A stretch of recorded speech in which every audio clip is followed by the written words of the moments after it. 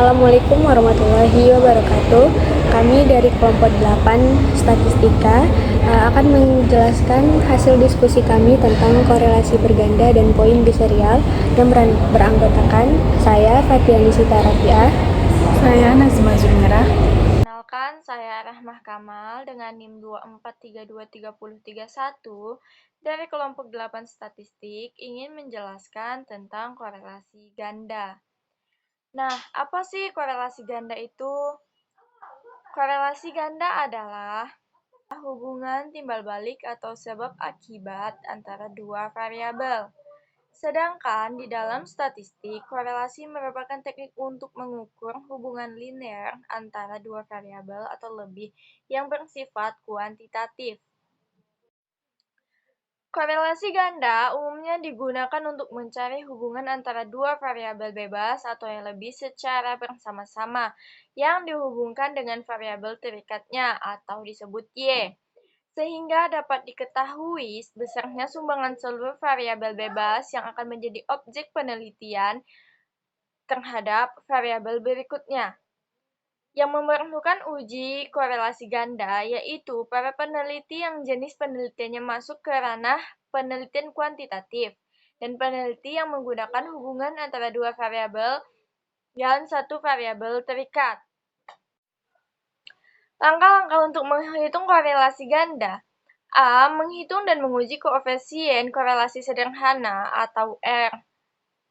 Biasanya sudah ada karena kelanjutan dari korelasi tunggal.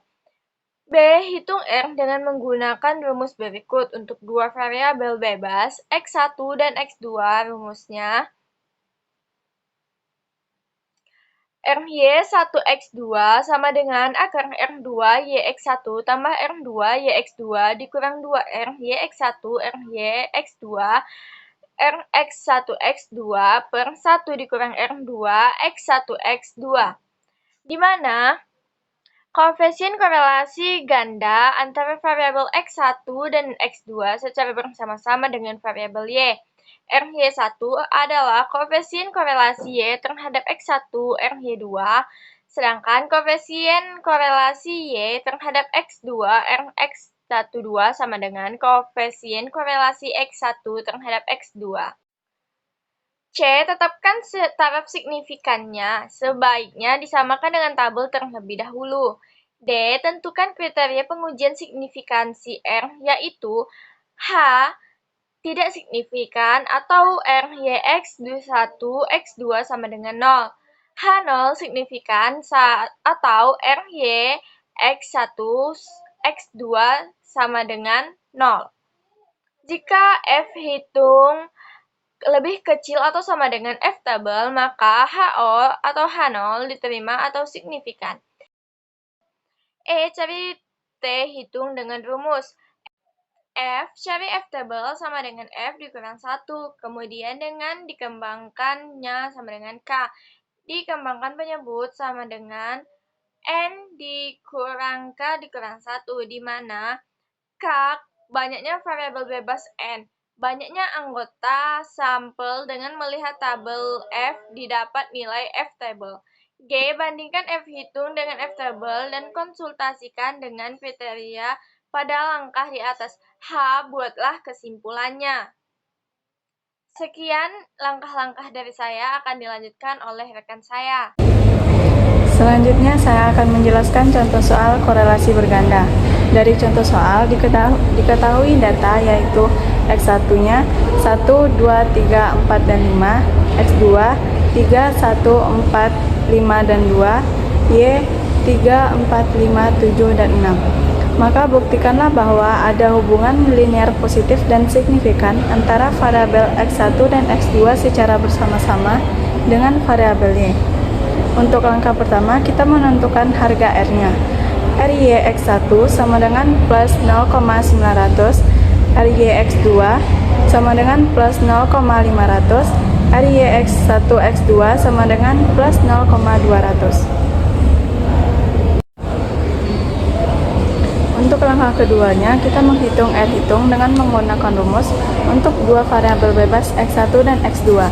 Maka rumusnya RY1X2 sama dengan akar RYX1 dikuadratkan ditambah RYX2 dikuadratkan kurang 2 RYX1 dikali RYX2 dikali RX1X2 dibagi 1 kurang RX1X2 dikuadratkan.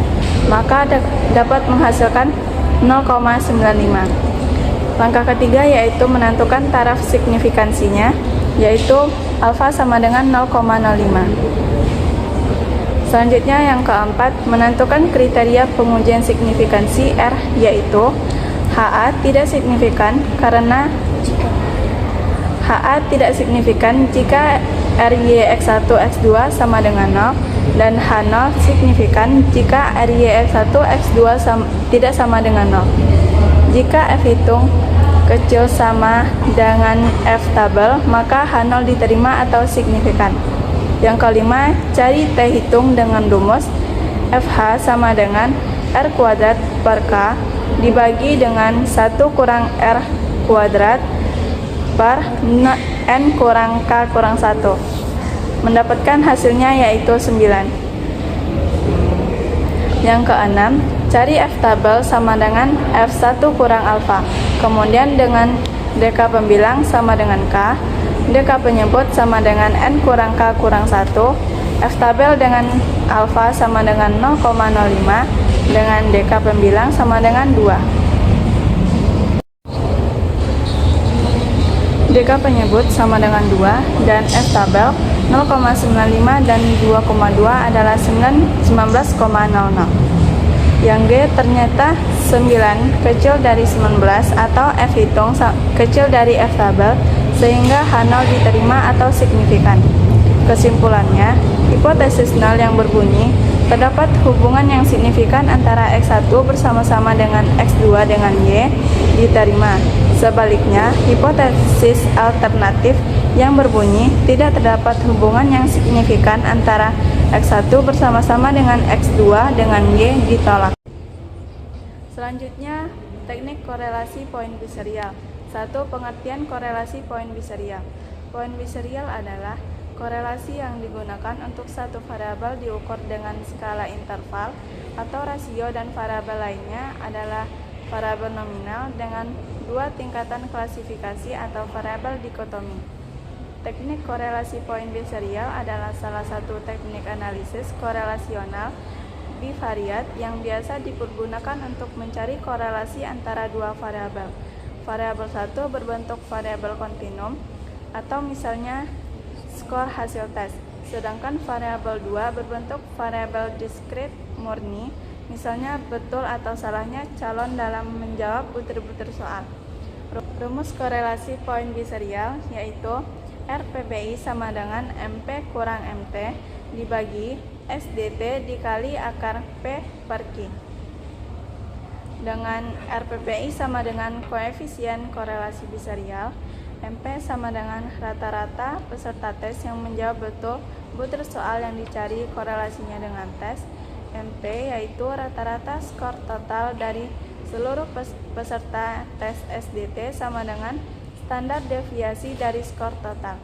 P sama dengan proporsi peserta tes yang menjawab benar butir soal, dan Q sama dengan proporsi peserta tes yang menjawab salah butir soal atau 1 kurang P. Yang kedua, kegunaan poin biserial. Korelasi poin biserial digunakan ketika ingin menguji korelasi antara dua variabel, yaitu satu variabel bergejala kontinu dan variabel kedua bergejala diskrit murni. Misalnya, ingin mengetahui hubungan jenis kelamin dengan prestasi belajar. Selain itu, korelasi poin biserial biasanya digunakan dalam menguji validitas butir soal, yaitu korelasi antara skor tiap butir dengan skor total dari hasil tes secara totalitas.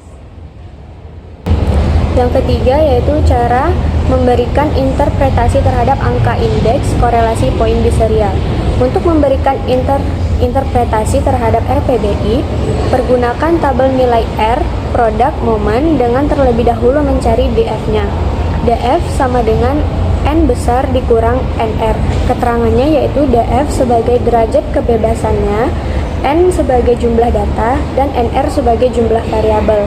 Jika RPBI yang diperoleh dalam perhitungan ternyata sama dengan atau lebih besar daripada R tabel, maka dapat mengambil kesimpulan bahwa kedua variabel yang sedang dicari korelasinya ternyata secara signifikan memang berkorelasi. Selanjutnya seperti contoh soal pada tabel berikut. Diketahui skor yang dicapai untuk butir soal dan total skornya. Selanjutnya bertitik tolak dari data yang tercantum pada tabel di atas. Kita ingin menguji validitas butir soal nomor 1 dan nomor 10. Untuk keperluan tersebut, lihat kembali dan persiapkan guna mengetahui besarnya MP, MT, P, Q, dan SD. Yang langkah pertama adalah mencari min total atau MT. MT sama dengan sigma dari XT dibagi dengan N, sama dengan 60 dibagi dengan 10 sama dengan 6. Yang kedua, mencari deviasi standar total atau SDT. Rumus dari SDT sama dengan akar dari sigma XT kuadrat per N dikurang dengan sigma XT dikuadratkan per N, yaitu akar dari 396 dikurang 10 dibagi 10 dikurang dengan 60 dikuadratkan dibagi 10, mendapatkan hasilnya yaitu 1,897. Yang C, uji berturut-turut validitas soal nomor 1 dan validitas soal nomor 10. Yang pertama, untuk menguji validitas soal nomor 1, MP sama dengan 6 ditambah 4 ditambah 9 tambah 8 tambah 8 tambah 6 ditambah 3 dibagi dengan 7, mendapatkan hasilnya yaitu 6,286. RPBI-nya sama dengan MP dikurang MT per SDT dikali dengan akar P dibagi Q, mendapatkan hasilnya 0,231. Interpretasi DF sama dengan N dikurang NR sama dengan 8. Dengan DF sebesar 8, diperoleh harga R tabel pada taraf signifikansi 5% sebesar 0,632, sedangkan pada taraf signifikansi 1% sebesar 0,765. Karena RPBI yang diperoleh jauh lebih kecil ketika dibandingkan dengan R tabel, maka dapat disimpulkan bahwa soal nomor 1 adalah invalid. Yang kedua yaitu menguji validitas soal nomor 10. MP sama dengan 6 ditambah 9 ditambah 7 ditambah 8 ditambah 8 ditambah 6 dibagi dengan 6 sama dengan 7,333. RPBI-nya sama dengan MP dikurang MT per SDT dikali akar dari P dibagi dengan Q, mendapatkan hasilnya yaitu 0,861. Ternyata dengan DF sebesar 8 diperoleh harga R tabel pada taraf signifikansi 5% sebesar 0,632, sedangkan pada taraf signifikansi 1% sebesar 0,765. Karena RPBI yang diperoleh jauh lebih besar jika dibandingkan dengan R tabel, maka dapat disimpulkan bahwa soal nomor 1 adalah valid. Kesimpulannya yaitu korelasi ganda adalah korelasi antara dua atau lebih variabel secara bersama-sama dengan satu variabel terikat. Kegunaan korelasi ganda yaitu untuk mencari hubungan antara dua variabel bebas atau lebih yang secara bersama-sama dihubungkan dengan variabel terikatnya. Poin di serial adalah korelasi yang digunakan untuk satu variabel diukur dalam skala interval atau rasio, dan variabel lainnya adalah variabel nominal dengan dua tingkatan klasifikasi atau variabel dikotomi. Baiklah, sekian yang dapat kami sampaikan tentang materi poin di serial dan korelasi berganda. Assalamualaikum warahmatullahi wabarakatuh.